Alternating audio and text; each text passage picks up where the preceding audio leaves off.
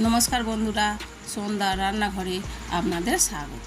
আবারও চলে এসেছি নতুন একটা রেসিপি নিয়ে।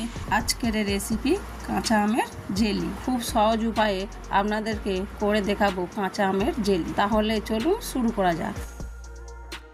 দেখুন বন্ধুরা, এখানে আমি আমার গাছ থেকে বড় সাইজের দুটো আম পেড়ে নিয়েছি। এই আম দুটো এবারে কেটে নেব।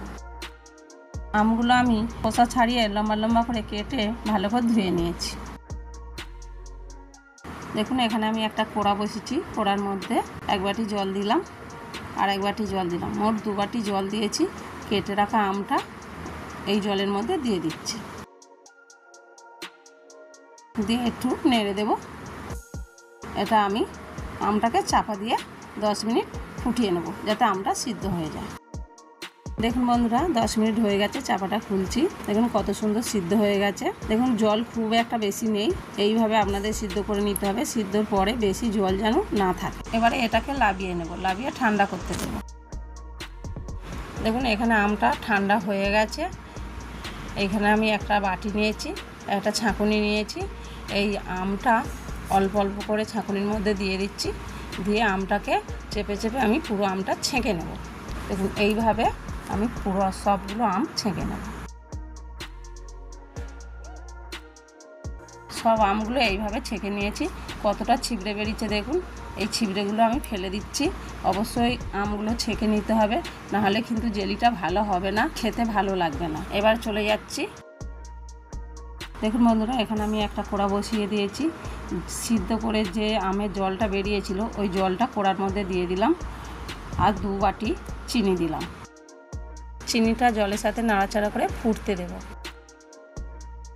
চিনিটা ফুটে গেছে, ওর মধ্যে যে আমটা ছেঁকে রেখেছিলাম ওইটা দিয়ে দিচ্ছি। এটাকে ভালো করে নাড়াচাড়া করে মিশিয়ে নেব।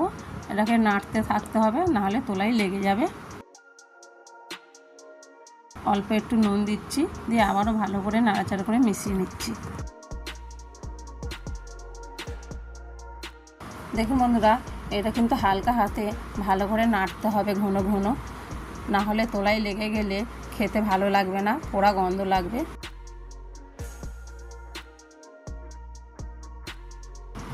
দেখুন বন্ধুরা, গ্যাসটা আমি কমিয়ে দিয়ে ভালো করে নাড়াচাড়া করে ফুটিয়ে এনেছি। দেখুন কতটা গাঢ় হয়ে গেছে। জেলিটা নাড়তে নাড়তে আমার 6 থেকে 7 মিনিট হয়ে গেছে, আর জেলিটা কিন্তু হয়ে এসছে।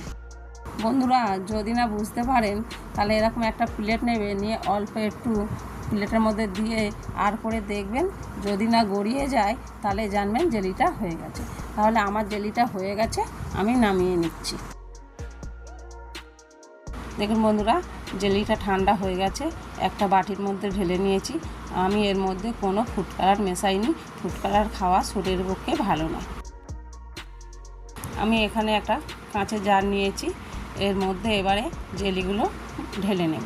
এই জেলিটা কাঁচের বয়ামে করে আপনারা যদি ফ্রিজে রাখেন 6 মাস 1 বছর খেতে পারবেন, খারাপ হবে না। দেখুন বন্ধুরা, আমাদের কাঁচা আমের জেলি তৈরি।